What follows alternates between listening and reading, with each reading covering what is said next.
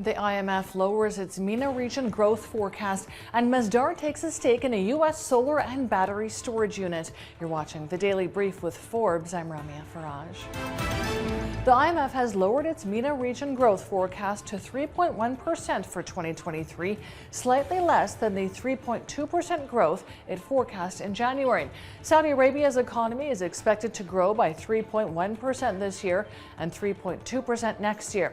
The UAE economy is forecast to grow by 3.5% this year and by 3.9% in 2024.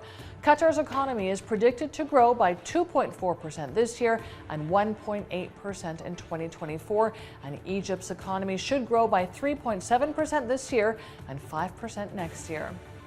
Masdar has acquired a 50% stake in a combined solar and battery storage project from EDF Renewables North America. The Big Bow project in California comprises a photovoltaic solar plant and a battery energy storage system. It's one of 8 projects that Masdar and EDF Renewables will partner in, with a combined capacity of 1.6 gigawatts. Masdar and a consortium of U.S. private investors plan to spend $20 billion on 15 gigawatts of clean energy projects in the U.S. by 2035. Abu Dhabi energy and utilities company TAQA is establishing a green finance framework to issue green bonds, sukuks, loans, and other debt instruments. It will contribute to its ESG targets and the UAE's net zero by 2050 ambitions. TAQA says proceeds will go to eligible green projects, including renewable energy, sustainable water and wastewater management, and clean transport. Citi, Standard Chartered, MUFG, and HSBC are joint structuring banks, and First Abu Dhabi Bank is an advisor. Global electricity emissions worldwide fell to a record low last year due to the increasing use of wind and solar energy. A report by independent think tank Ember reveals wind and solar reached a record 12% of global electricity generation last year, up from 10% in 2021. The report indicates that all clean energy sources, renewables and nuclear, represented a 39% share of global generation last year. Solar share rose by 24% and wind generation rose by 17% compared to the previous year. The U.S. Energy Information Administration has reduced its forecast for OPEC production by 500,000 barrels per day for the rest of this year. It expects growth of 1 million barrels per day in 2024 after the cartel's production agreement expires. The EIA also says production of liquid fuels, which comprise oil and products of petroleum refining, is likely to shift away from OPEC member countries. It expects non-OPEC liquid fuels production to rise by 1.9 million barrels per day this year.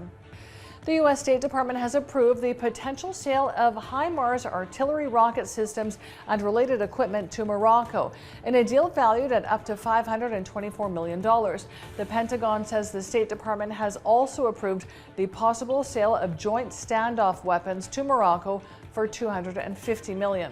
The principal contractors will be Lockheed Martin, L3 Harris, Raytheon, Cobham, Oshkosh Defense, AAR Corp, and AM General. Elon Musk says Twitter is roughly breaking even as most of its advertisers have returned and its aggressive cost-cutting efforts have started bearing fruit. Musk says Twitter has about 1,500 employees now, compared with 8,000 staff before he took it over. Twitter has been marked by chaos and uncertainty since Musk's $44 billion acquisition, as many engineers tasked with fixing and preventing service outages were laid off.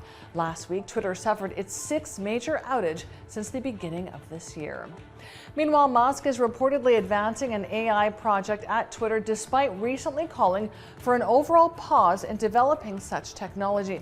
Musk has reportedly bought thousands of powerful, costly computing processors and hired AI engineering talent. He is reportedly considering starting a rival to ChatGPT. It comes despite Musk joining experts to call for a pause in AI development, as he and other luminaries wrote AI systems with human competitive intelligence can pose profound risks to society and humanity. And staying with Musk, he's our third biggest winner on today's Forbes Real-Time Billionaires ranking. Musk is up $1.5 billion with net wealth of $189.1 billion. Our biggest winner today, though, is once again the world's wealthiest man, LVMH's Bernard Arnault. He's up $3.8 billion and now has net wealth of $225.2 billion. And our second place winner is Gautam Adani, up $2 billion with net wealth of $47.5 billion. Check out our website and our social media for all of the latest Billionaires news. And a pair of signed game-worn Michael Jordan sneakers from the 1998 NBA Finals fetched a record $2.2 million, making them the most valuable sneakers ever sold. The Air Jordan 13s were worn by Jordan in the second game of the Finals during his last season with the Chicago Bulls. That game is referred to as the Last Dance. Jordan scored 37 points in the game and led the Bulls to a 93-88 win over the Utah Jazz.